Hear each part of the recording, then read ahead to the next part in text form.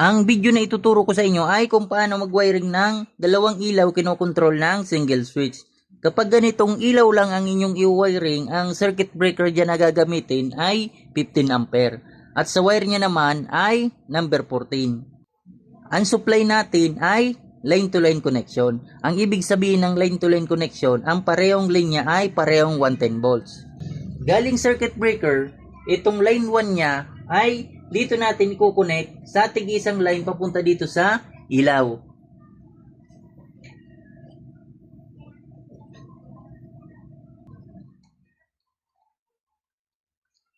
Next, dito na tayo maglagay tayo ng receptacle. Ang dulo nito ay ito na. Ito ay dito natin yan i-connect sa inner part ng receptacle.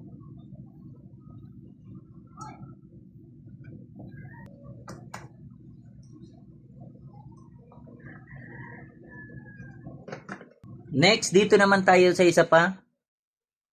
Ito na yung dulo ng line 1. Ito ay dito rin natin yan i-connect sa inner part.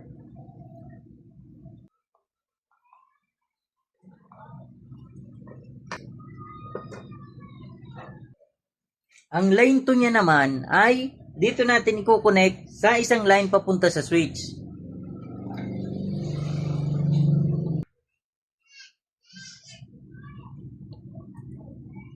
At ang dulo nito ay ito na.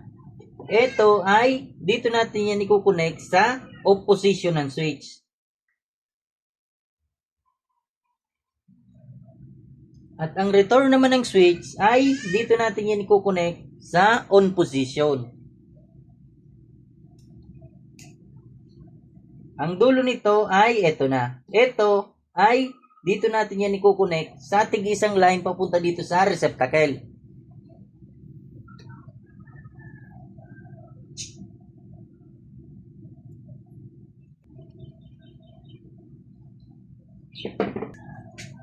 At ang dulo nito ay ito na. Ito ay dito natin i-connect sa isang line ng receptacle.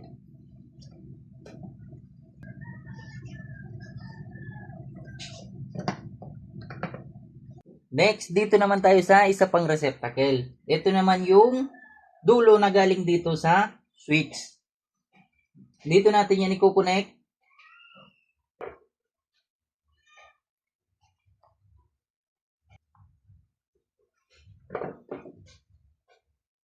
Ipasok na natin ang receptacle.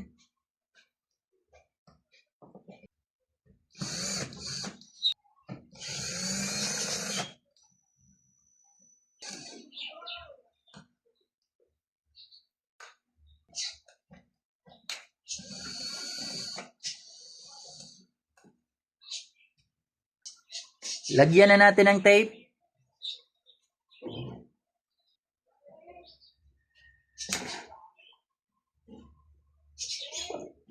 Ipasok na natin ang switch sa utility box.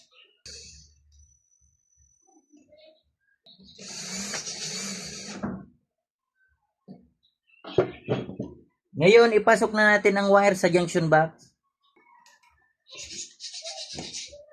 Takpan na natin.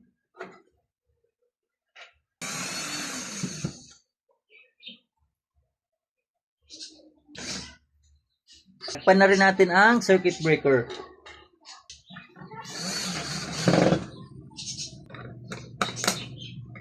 Lagyan natin ng bulb.